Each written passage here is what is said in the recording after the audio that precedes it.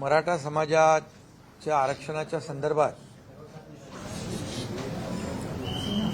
आणि मनोज जरांगे पाटील यांचं उपोषण आणि इतर जे काही आंदोलन सुरू आहे या पार्श्वभूमीवर अतिशय महत्त्वाची अशी उपसमितीची बैठक मी देखील आज अटेंड केलेली आहे आणि या बैठकीमध्ये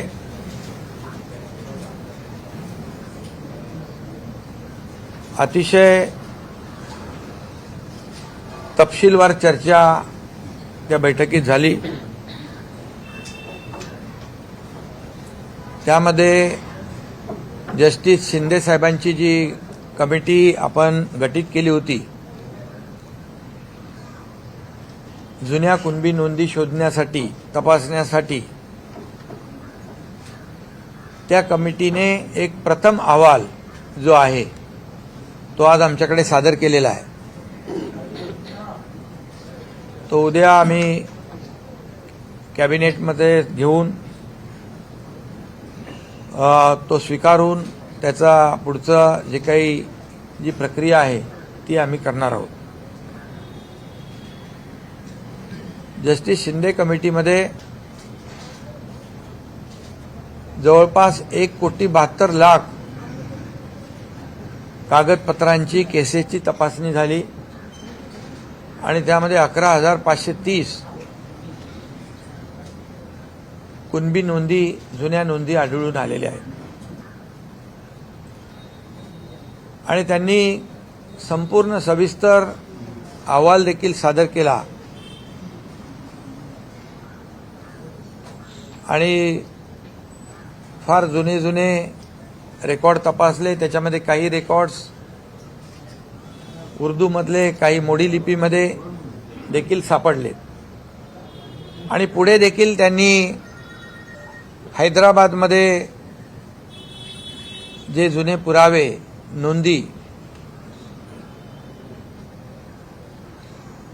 त्या कागदपत्रांसाठी विनंती केलेली आहे आणि त्याच्यामध्ये देखील त्यांचं म्हणणं आहे की आणखी काही नोंदी सापडतील म्हणून त्यांनी 2 महिन्याची आपल्याला सरकारकडे मुदत मागितली आणि काम तसं बघायला गेलं तर त्यांनी खूप चांगल्या प्रकारचं काम केलंय। म्हणजे अनेक पुरावे तपासले, 1, 2, 3 असे 15-16 पुरावे तपासले। अतिशय डिटेलमध्ये त्यांनी त्याच्यामध्ये काम केलेलं आहे आणि म्हणून सरकारने त्यांना 2 महिन्याची जी काही मुदत दिली की त्यांच्या कामाचा आवाका आणि त्यांच्या कामातून आलेलं आउटपुट जे आहे त्याचं प्रमाण मोठं आहे। तरीसुद्धा त्यांना आम्ही सांगितलेलं आहे, विनंती केली आहे की 2 महिन्याचा अवधी असला तरीसुद्धा लवकरात लवकर आपला रिपोर्ट सादर करा, अंतिम रिपोर्ट। पण हे जे 1,73,00,000 कागद तपासलेत, केसेस तपासल्यात आणि 11,530 याच्यामधून नोंदी सापडल्यात, ही देखील एक समाधानकारक बाब आहे आणि म्हणून त्यांना देखील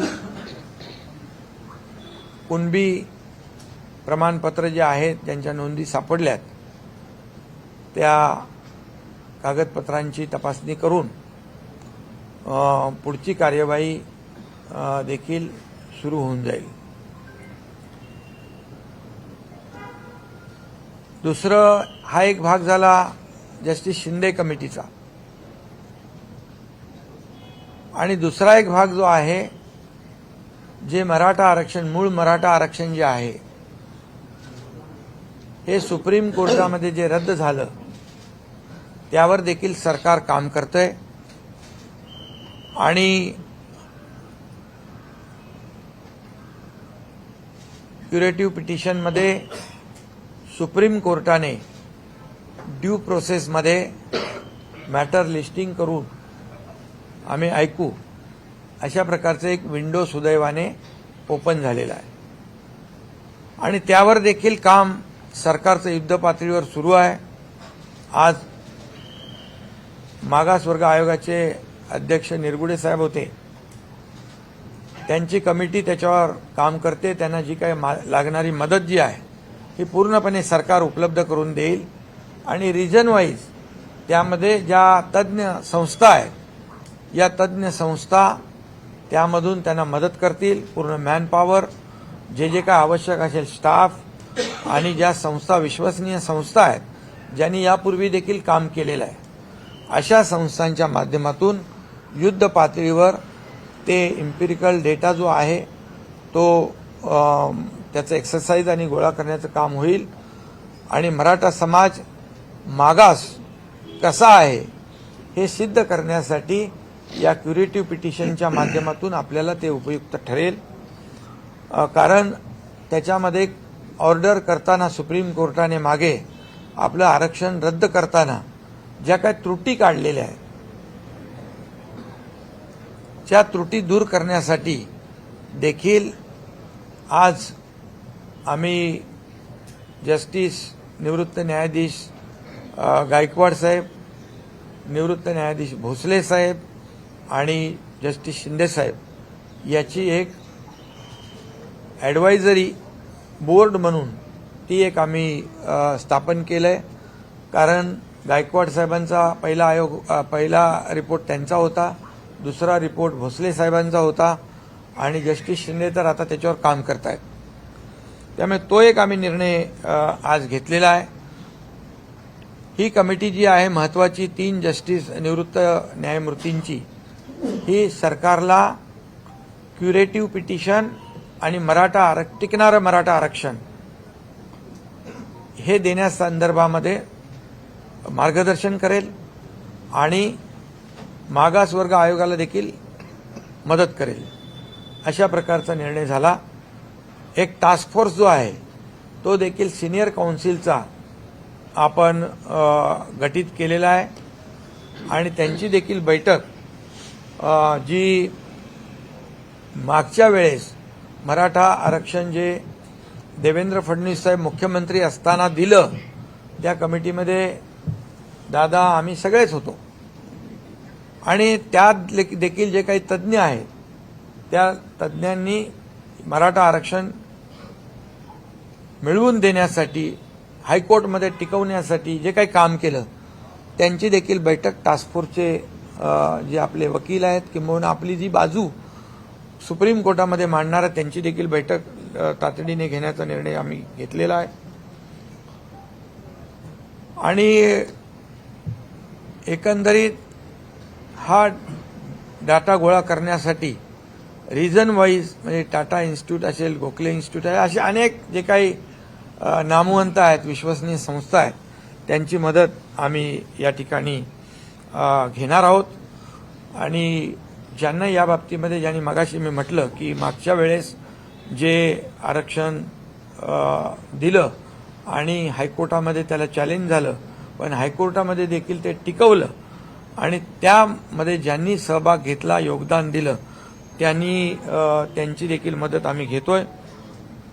खरं म्हणजे हा मुद्दा फार जुना आहे 1980 पासूनचा। असा असला तरी सुद्धा या मुद्द्याला मराठा आरक्षणाला खऱ्या अर्थाने चालना दिली ती देवेंद्र फडणवीस साहेब मुख्यमंत्री होते त्यावेळेस दिली आणि त्यावेळेस मराठा समाजाला आरक्षण आपण सरकारने दिलं। हायकोर्टामध्ये त्याला चॅलेंज झालं, ते टिकवण्याचं काम आपल्या सरकारने आणि या सर्व तज्ज्ञ लोकांनी केलं। सुप्रीम कोर्टामध्ये अपील झाल्यानंतर दुर्दैवाने ते आरक्षण रद्द झालं। दुर्दैवानेच म्हणेन मी, कारण ह्याच्यामध्ये त्यावेळेस सुप्रीम कोर्टाने काही त्रुटी आणि ऑब्झर्वेशन नोंदवले। त्यामध्ये त्याला आपण कोर्टाला त्यावेळेस कन्व्हिन्स त्यावेळेचे जे कोणी असतील ते करू शकले नाहीत। दुर्दैवाने मी म्हणेन, आज मी त्याच्यामध्ये राजकारणामध्ये जाऊ इच्छित नाही, परंतु काही गोष्टी ज्या आहेत काही कागदपत्र त्याला सादर करण्यासाठी देखील अनेक वेळा सुप्रीम कोर्टाच्या तारखा मागितल्या गेल्या. अनेक वेळा काही असंही घडलं की मराठीतलं इंग्लिशमध्ये ट्रान्सलेट करणं हे देखील त्यालाही विलंब झाला, किंबहुना त्याच्यामध्ये देखील त्रुटी राहिल्या. या सगळ्या कारणांमुळे जे सुप्रीम कोर्टाने रद्द केलेलं आरक्षण जे आहे हे आरक्षण आताच्या क्युरेटिव्ह पिटिशनमध्ये त्याच्या त्रुटी दूर करण्याचं काम आणि मराठा समाज मागास कसा आहे हे सिद्ध करण्याचं काम वार फुटिंगवर, युद्ध पातळीवर आमचं सरकार करेल. आणि टिकणारं, कायद्याच्या चौकटीत बसणारं आरक्षण जे आहे हे देण्यासाठी सरकार कटिबद्ध आहे. सरकारने जबाबदारी घेतलेली आहे. सरकारची जबाबदारी मी जाहीरपणे व्यक्त केलेली आहे. आणि त्यामुळे आणि त्याचबरोबर उद्या मनोज जरांगे पाटील यांचे काही प्रतिनिधी देखील अशी चर्चा आपली उपसमिती आणि आपले अधिकारी देखील करतील. तशा प्रकारची त्यांना देखील विनंती आमचे डिव्हिजनल कमिशनर, कलेक्टर करतील. माझी एवढीच विनंती आहे की 58 मोर्चे गेल्या वेळच्या आरक्षणाच्या वेळे या राज्यामध्ये निघाले. अतिशय शिस्तबद्ध पद्धतीने ते मोर्चे निघाले. त्या मोर्चाला कुठेही गालबोट लागलं नाही आणि त्यामुळे लाखांचे मोर्चे काढून देखील कुठेही न्यायव्यवस्था, राज्यातली शांतता, जी काही कायदा सुव्यवस्था जी आहे ती धोक्यात आली नाही. परंतु दुर्दैवाने आज काही ठिकाणी मराठा समाज शिस्तप्रिय आहे, शांत आहे, हे त्यांनी दाखवून दिलं मागच्या आरक्षण मिळण्यापूर्वी. परंतु काही लोक आज जे काय कायदा सुव्यवस्था, जाळपोळ हे जे काही सुरू आहे, मला वाटतं मराठा समाजाने अगदी सजग होऊन याकडे पाहिलं पाहिजे. कारण हे गालबोट लागल्यामुळे आज कायदा सुव्यवस्था निर्माण झालेली आहे. त्याचबरोबर मराठा समाज जे बांधव आहेत त्यांना देखील माझी विनंती आहे, मी जाहीरपणे देखील विनंती त्यांना केली आहे, तुमच्या माध्यमातून देखील करतो की टोकाचं पाऊल आपण उचलू नका, आत्महत्येसारखं पाऊल उचलू नका. आपल्या मुलाबाळांचं, आईवडिलांचा, परिवाराचा विचार करा, त्यांना वाऱ्यावर सोडू नका. अशा प्रकारची मी त्यांना भावनिक आवाहन देखील या ठिकाणी करू इच्छितो. आणि कारण मराठा आरक्षण देण्यासंदर्भात जे 1980 पासूनचा प्रश्न असताना देण्याची तत्परता मुख्यमंत्री देवेंद्र फडणवीस साहेब जेव्हा होते त्यावेळेस दिलं, हायकोर्टात देखील टिकवलं. दुर्दैवाने सुप्रीम कोर्टामध्ये ते टिकवू शकले नाहीत. ही वस्तुस्थिती आहे, हे कटू सत्य आहे. आम्ही देणारे आहोत आणि प्रामाणिकपणे मराठा समाजाला आरक्षण 2 टप्प्यामध्ये आपण, एक कुणबी जे जस्टिस शिंदेंचं काम, दुसरं क्युरेटिव्ह पिटिशनच्या माध्यमातून सुप्रीम कोर्टाचं काम आम्ही प्रामाणिकपणे करतोय. आम्ही कुठल्याही परिस्थितीमध्ये कुणालाही आम्ही फसवू शकणार नाही, फसवणार नाही, फसवू इच्छित नाही. म्हणून जी मागणी जी आहे ती मागणी देखील कायदेशीर असली पाहिजे, नियमामध्ये बसणारी असली पाहिजे आणि ती टिकणारी असली पाहिजे. नाहीतर आज आम्ही सरकारने निर्णय घ्यायचा आणि उद्या तो फेटाळायचा. समाजाला एक प्रकारे सरकारने फसवलं अशी भावना सरकारमध्ये, जनतेमध्ये, मराठा समाजामध्ये आम्ही जाऊ देणार नाही. आम्ही जे बोलतोय, जे होण्यासारखं आहे तेच आम्ही बोलतोय. आणि नक्की आपल्याला मी सांगतो, आपल्या माध्यमातून मराठा समाजाला टिकणारं, कायदेशीर टिकणारं, कायद्याच्या चौकटीत टिकणारं, इतर कुठल्याही समाजावर अन्याय न करता हे आरक्षण आम्ही देणार आहोत. त्यासाठी सगळ्या प्रक्रिया ज्या आहेत त्याच्यावर सुरू आहे. आणि म्हणून मनोज जरांगे पाटील यांना देखील माझं आव्हान आहे विनंती आहे की आपण थोडा वेळ यामध्ये सरकारला दिला पाहिजे. सरकारचं काम जे तुम्ही कुणबी दाखल्याचं जी मागणी केली, जस्टिस शिंदे अतिशय चांगल्या प्रकारचं काम करतात. त्यांनी त्याच्यातून आउटकम आपल्याला दाखवलेला आहे. त्यामुळे त्यांनी देखील मनोज जरांगे पाटील यांनी स्वतःची काळजी घेतली पाहिजे. त्यांच्याही काळजीची आम्हाला तब्येतीची चिंता आहे. त्यांनी वैद्यकीय उपचार घेतले पाहिजे, पाणी घेतलं पाहिजे, त्यांनी हॉस्पिटलची जी काही ट्रीटमेंट आहे ती घेतली पाहिजे. कारण शेवटी कुठेही आम्हाला सरकारला देखील त्यांची चिंता आहे, त्यांच्या तब्येतीची चिंता आहे. त्यांनी जो काही मागास मराठा समाजासाठी जो लढा उभारलेला आहे, सरकारने तो गांभीर्याने घेतलेला आहे. सरकार पूर्णपणे या मराठा समाजाच्या आरक्षणाच्या बाबतीमध्ये अतिशय गंभीर आहे.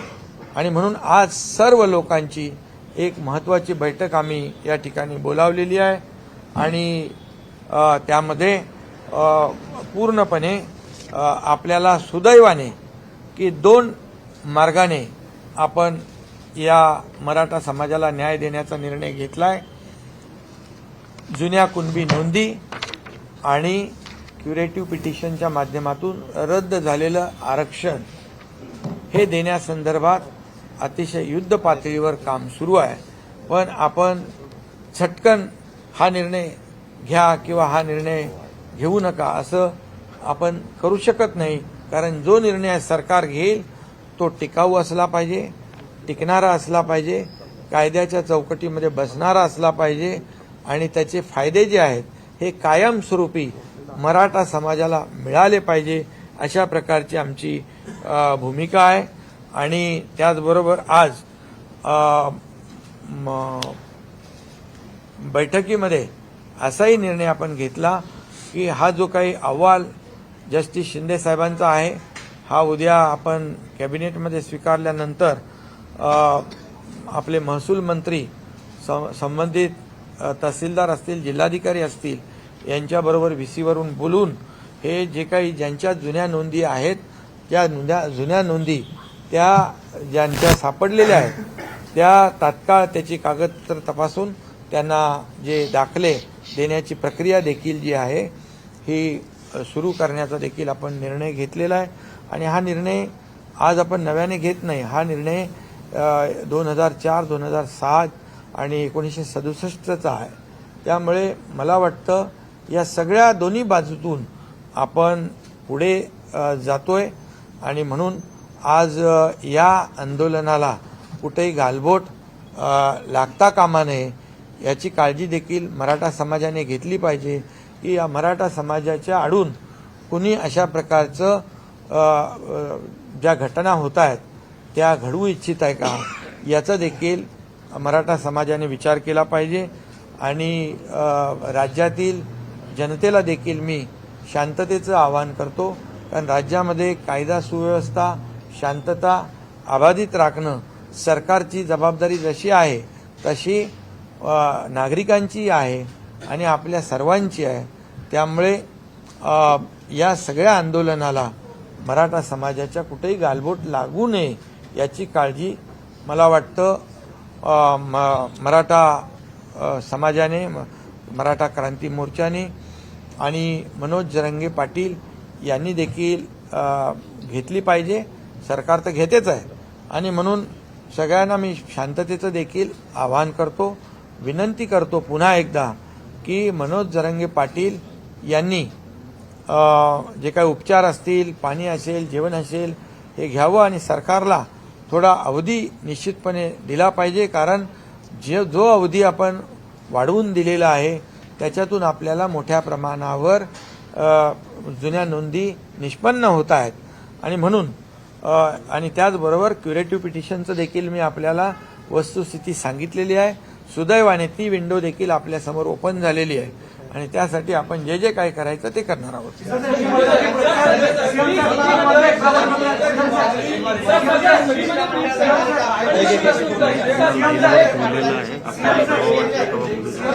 कुणाला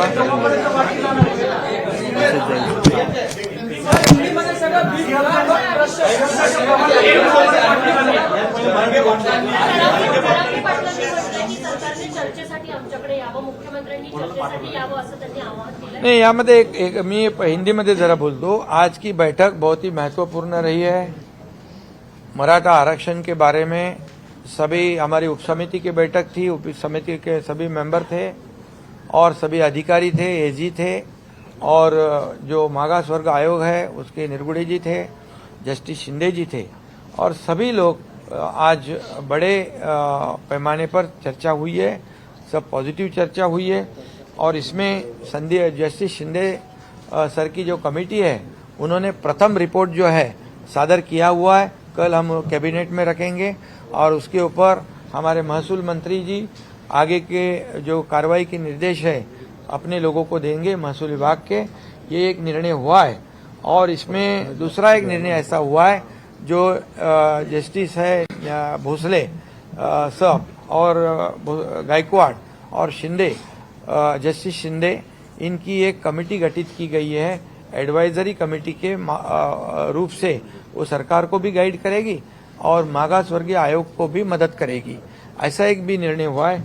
एक सीनियर एडवोकेट का जो है सीनियर काउंसिल का एक टास्क फोर्स जो गठित किया है उसे ये जो कमेटी के लोग हैं ये मदद करेंगे। उनके साथ एक जल्दी बैठक होगी और जिन्होंने जब देवेंद्र फडणवीस जी मुख्यमंत्री थे तब जो आरक्षण दिया था और वो जब चैलेंज हुआ हाईकोर्ट में तब कई इस मराठा आरक्षण में जिन्होंने काम किया है, जो तज्ञ लोग हैं, जो अनुभवी लोग हैं, उनके साथ भी बैठक वहां पर करने का फैसला किया है ताकि वो भी अपनी कुछ सुझाव दे सकते हैं। और इसके बाद जो जस्टिस शिंदे कमेटी का अभी मैंने कहा कि अहवाल सबमिट कर रहे हैं और उनको जो मोहलत उन्होंने मांगी थी 2 महीने की, क्योंकि उनसे उनकी कमेटी बहुत ही डीपली काम कर रही है और जो एविडेंस है जो पुराने वो ढूंढ रही है और इसलिए उन्होंने 2 महीने का समय मांगा। इसमें उनका कहना है कि और कुछ जो पुराने दस्तावेज है, पुराने जो पुरावे हैं वो मिलेंगे तो और ज्यादा मराठा समाज को न्याय मिल सकता है। इसलिए उनको कहा कि 2 महीने दिए हैं लेकिन जल्द से जल्द अपना अंतिम अहवाल भी वो सादर करे, ऐसी विनती उनसे हमने की है। ये एक तरफा हुआ है। उन्होंने 1,70,00,000 लोगों के कागजात देखे हैं, उसमें से 11,530 पुरानी जो नोंद है, पुराने जो उनके एविडेंस है वो मिले हैं उसमें, जिससे मराठा समाज को निश्चित रूप से फायदा हो जाएगा। और दूसरी तरफ जो सुप्रीम कोर्ट में ये जो मराठा आरक्षण जो मुख्यमंत्री देवेंद्र फडणवीस जी के जमाने में हम लोग साथ में ही थे, सब चंद्रकांत पाटिल जी है, हम लोग सब थे, और वो जो हाईकोर्ट में जब चैलेंज हुआ तो हाईकोर्ट में उसको प्रोटेक्ट किया, हाईकोर्ट ने कंफर्म किया और दुर्भाग्यवश सुप्रीम कोर्ट में वो रिजेक्ट हुआ। अभी वहां पर जो हुआ है, जो त्रुटियां है, जो खामियां सुप्रीम कोर्ट ने निकाली है उसके ऊपर काम कर रहे हैं और जो मराठा समाज बैकवर्ड कैसे है ये जो एम्पिरिकल डेटा जो है वो कलेक्ट करने का काम शुरू है। जो बैकवर्ड कमीशन है, निरगुड़े जी है, उसकी कमेटी काम करेगी। और दूसरी बात, जो ये जो कमेटी हमने गठित की है, justice Bhosale, justice Gaikwad, justice Shinde, ये कमेटी जो है सरकार को भी मार्गदर्शन करेगी मराठा आरक्षण के मुद्दे पर और इनको भी जो बैकवर्ड कमीशन है उनको भी मदद करेगी। ऐसा ये तय हुआ है। और निश्चित रूप से मैं ये कहूंगा कि जो सुप्रीम कोर्ट में जो आरक्षण रिजेक्ट हुआ है इसके भी कई कारण है, लेकिन आज मैं इस राजनीतिक मुद्दे को दोहराना नहीं चाहता हूं, लेकिन वो पिछले सरकार का फेल्यूर है इतना तो मैं जरूर कहूंगा।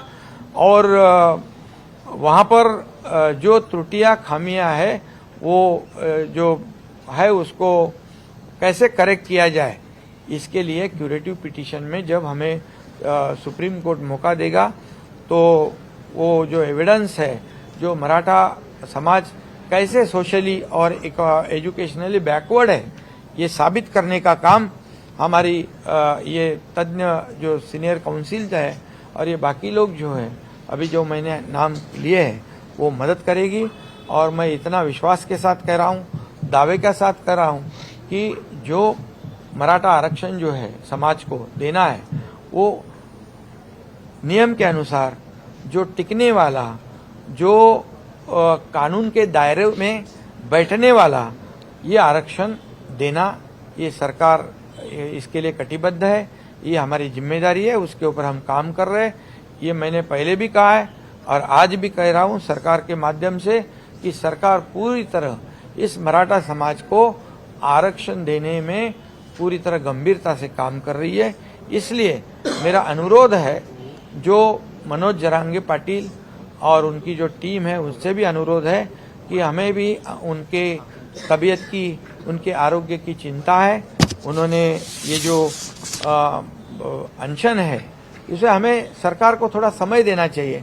सरकार को अगर समय देते हैं तो निश्चित रूप से इसमें से बहुत ही बड़ा एक निर्णय लोगों को मिल सकता है, ऐसी उम्मीद हमने रखी है।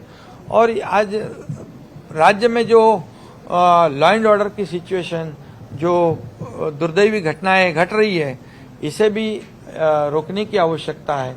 मराठा समाज के पिछले जब मोर्चे निकले थे, पिछले समय जब आरक्षण दिया था तो 58 मोर्चे निकले थे, लाखों लोग रास्ते पे आए थे, लेकिन बहुत ही डिसिप्लिन देखा गया और उसमें पूरे देश ने उसकी नोंद ली और पूरे देश ने एक महसूस किया कि मराठा समाज एक शिस्तबद्ध पद्धति से एक शिस्तप्रिय समाज है।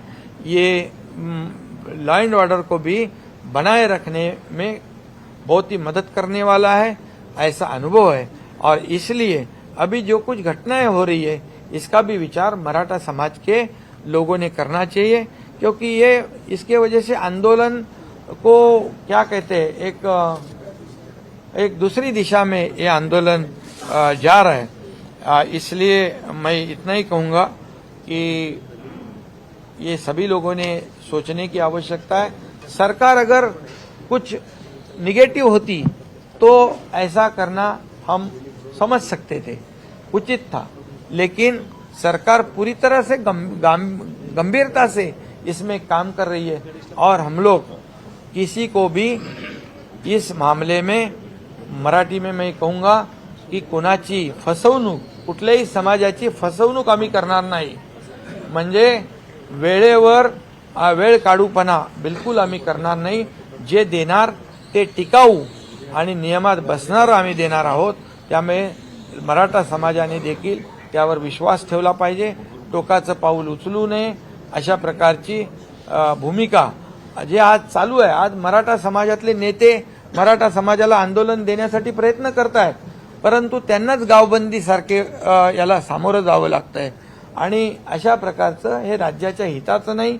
समाजामध्ये तेढ निर्माण होईल अशा प्रकारचा काही लोक प्रयत्न करतायत, याची देखील दखल मराठा समाजाने आणि मराठा नेत्यांनी या संघर्षातल्या घेतली पाहिजे आणि सरकारला वेळ दिला पाहिजे, एवढीच माझी विनंती आहे। एवढंच माझं सगळ्यांना आव्हान आहे।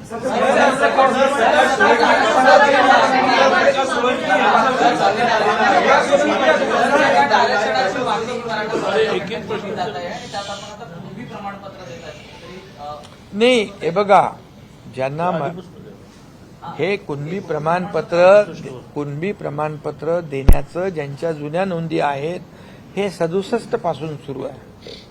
2004ला त्याचा GR पण निघालाय, पुन्हा GR निघालेले आहे।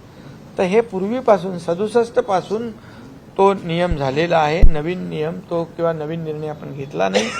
या मराठवाड्यातल्या लोकांना कुणबी दाखला पाहिजे आणि तो मिळायला अडचण होती, म्हणून ती आपण कमिटी नेमली आणि ती कमिटी चांगलं काम करते।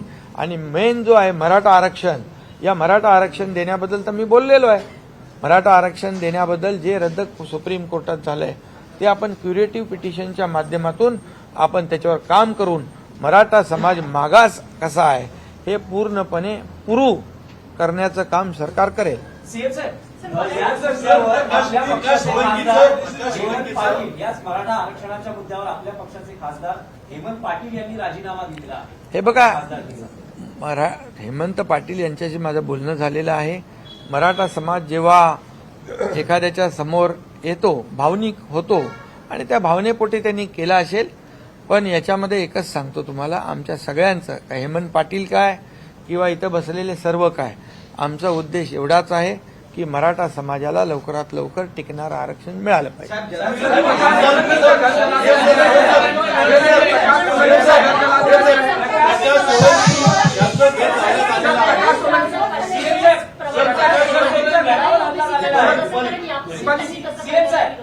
हे बघा, हा कुणबी प्रमाणपत्र देण्याचा निर्णय आत्ता आपण घेतलेला नाही. हा 1967 पासून आहे. त्या मिळण्यामध्ये ज्या अडचणी होत्या त्या दूर करण्यासाठी जस्टिस शिंदे कमिटी आपण नेमली आणि त्याचाच कार्यभार सुरू आहे. निजाम स्टेट होतं म्हणून त्यांना उशीर झाला. हा, आणि ते मराठवाडा माहित आहे, निजामशाही होती तिकडे आणि त्यामुळे त्या पुरा मराठवाड्याचे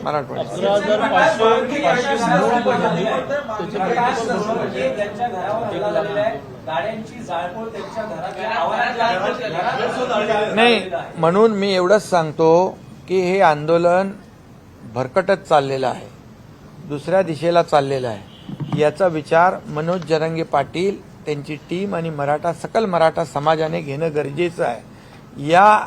या आंदोलनामध्ये किंबहुना या मराठा समाजाला आरक्षण मिळवून देण्याच्या ज्या प्रक्रियेमध्ये जे नेते आहेत त्यांनाही देखील विचार करण्याची वेळ आहे की हे आंदोलन जे हिंसक का होत आहे, कारण याच्या मागे कोण आहे आणि हे आत्महत्येचं प्रमाण, आत्महत्या का होत आहेत याच्या मागे कोण आहे, याचा विचार मराठा समाजातल्या नेत्यांनी केला पाहिजे. आणि अशा प्रकारची गावबंदी, जे नेते हे मराठा समाजाला आरक्षण मिळालं पाहिजे अशा भावनेतून काम करतायत, त्यांनाच जर आपण गावबंदी करू लागलो, आपापसामध्ये जर याच्यामध्ये मतभेद होऊ लागले, आपापसात संघर्ष होऊ लागला, तर याला गालबोट लागेल. आणि मराठा समाजाची जी सहानुभूती आहे, मराठा समाजाबद्दल जे एक शिस्तीचं, एक जगाने, देशाने सगळं पाहिलेलं आहे, त्याला गालबोट लागेल. आणि जी सहानुभूती आज मराठा समाजाच्या पाठीशी आहे, अशा प्रकारामुळे लोकांच्या मनामध्ये एक वेगळा, म्हणजे त्याच्यामध्ये निर्णय, म्हणजे एक सहानुभूती देखील कमी होऊ शकते. आणि म्हणून या मराठा समाजाचे जे मोर्चे निघाले, जी आंदोलनं झाली आतापर्यंत शांततेने झालेली आहेत, आता याला गालबोट लावण्याचं काम हे कोण करतंय याचा विचार देखील आंदोलनकर्त्यांनी केला पाहिजे.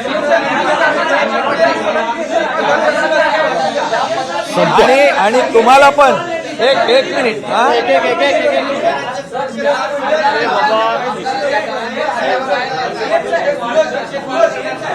काय करणार ऐका, एक पहिली गोष्ट तुम्हालाही सांगतो, मी मीडियालाही सांगतो, मी सगळ्या, तुम्ही लोकशाहीचा चौथा स्तंभ मानता ना स्वतःला, लोकशाहीचे चौथे स्तंभ आहात तुम्ही. आणि माझी तुम्हालाही विनंती आहे, तुम्ही देखील एक समाजाचा भाग आहात, तुमच्या माध्यमातून देखील आम्ही जे आज निर्णय घेतले, आज जे निर्णय घेणार आहोत, किंबहुना जे निर्णय घेतले, आज मराठा समाजाला आम्ही काय काय देतोय ते जाहिरातीच्या माध्यमातून उपसमितीने केलं होतं. काय किती आपण त्यांना मराठा समाजाला आरक्षण मिळेपर्यंत जे आपण दिलेलं आहे, तुम्हाला मी सांगतो, आम्ही देण्याची भूमिका आमची प्रामाणिक आहे. मी मुख्यमंत्री झाल्यानंतर जवळपास 4000 लोकांना, अधिसंख्य पदांच्या लोकांना, जे सुप्रीम कोर्टाने आरक्षण रद्द केल्यानंतर मधल्या ज्या पिरियडमध्ये ज्यांच्या सिलेक्शन झालं होतं, अपॉइंटमेंट मिळाली नव्हती, त्यांना नोकऱ्या देण्याचं धाडस या एकनाथ शिंदेने केलं. तेव्हा सगळे घाबरत होते, असं होईल तसं होईल, पण ते आज नोकऱ्या करतायत. त्याचबरोबर सारथी, बार्टी, अण्णासाहेब पाटील आर्थिक विकास महामंडळ या माध्यमातून देखील आज जवळपास 67,000 तरुणांना अण्णासाहेब पाटील आर्थिक विकास महामंडळाच्या माध्यमातून 5,800 कोटीचं कर्ज वाटप झालंय. त्याचं व्याज आम्ही सरकार भरतोय. आणि त्याच्यामध्ये देखील आम्ही आज ठरवलं की बँकेचं लोन सुटसुटीतपणे मिळालं पाहिजे, सुलभतेने मिळालं पाहिजे आणि त्याला जो मराठा तरुण आहे त्याला उद्योग करण्यासाठी योग्य मार्गदर्शन मिळालं पाहिजे अशा तज्ज्ञ लोकांची देखील त्या कमिटीमध्ये आम्ही नियुक्ती करतोय. सारथीमध्ये देखील IAS, IPS, MPSC खूप मोठ्या प्रमाणावर मुलं त्याचा फायदा घेत आहेत. आणखी त्याच्यामध्ये जॉब ओरिएंटेड कोर्सेस देखील आम्ही त्याच्यामध्ये टाकलेले आहेत आणि त्याची संख्या जी आहे ती संख्या देखील समान सगळ्यांना केलेली आहे. आणि त्याचबरोबर आम्ही हॉस्टेलचं भाडं देखील आपण वाढवलं ना, 6,000 पर मंथ, 6,000 पर मंथ, 10 महिन्याचे 60,000. 10 महिन्याचे 60,000 तेही वाढ केले. म्हणजे ज्या माध्यमातून मराठा समाजाला इतर समाजाला OBCला ज्या सवलती मिळत आहेत त्या सवलती मिळाल्या पाहिजे यावर देखील कटाक्षाने आमचं सरकार काम करतंय. त्याच्यामध्ये कुठेही निधी कमी पडणार नाही आणि त्याच्यात आणखी जे काही अधिकचं त्यांनी सजेशन द्यावं आंदोलनकर्त्यांनी, त्याचा देखील आम्ही विचार करून त्याचा अंतर्भाव करू. म्हणजे मराठा समाजाला आरक्षण मिळेपर्यंत हक्काचं हे देखील आम्ही त्याच्यावर देखील प्रभावीपणे अंमलबजावणी करतोय. जे फायदे जे आहेत त्याच्यात आणखी काय करता येईल तेही आम्ही करू. पण तुम्हाला देखील माझी विनंती आहे की समाजामध्ये काही अशा घटना घडतात त्याला आपण देखील माध्यमाच्या माध्यमातून किती वेळा प्रसिद्धी द्यायची. शेवटी राज्यामध्ये शांतता सुव्यवस्था राखण्याची जबाबदारी सरकारची जशी आहे, नागरिकांची जशी आहे, तशी तुमच्या मीडियाची पण आहे. तुमच्या मीडियानी पण याची दखल घेतली पाहिजे. तुम्ही ज्या माध्यमातून लोक शांततेचा मार्ग स्वीकारतील अशा प्रकारच्या देखील बातम्या तुम्ही आणि ही वस्तुस्थिती तुम्ही लोकांसमोर मांडली पाहिजे. आम्ही खोटं बोलणार नाही, खोटं काम करणार नाही, लोकांना बिलकुल फसवणार नाही. जे आम्ही करू ते एकदम फुलप्रूफ करू, टिकणारं करू आणि कायद्याच्या चौकटीमध्ये बसणारं करू हा विश्वास आम्हाला आहे. आणि या विश्वासाच्या जोरावरच आम्ही जाहीरपणे सांगितलेलं आहे आणि सरकार पूर्णपणे आज या मराठा समाजाच्या आरक्षण देण्याच्या पाठीशी आहे. काही इतर समाजाला कुठलंही धग न लागता, इतर समाजावर अन्याय न करता हे शक्य आहे आणि म्हणून ते आम्ही बोलतोय. त्यामुळे तुम्ही देखील मी बोललो त्याचा अर्थ वेगळा काढू नका, परंतु या राज्यात शांतता सुव्यवस्था राखेल.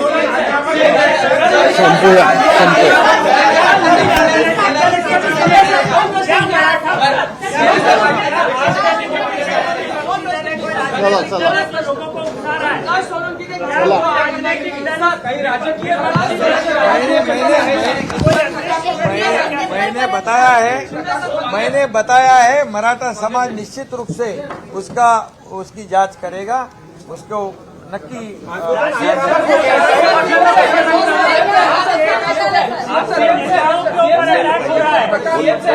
विपक्षी दल की साजिश है.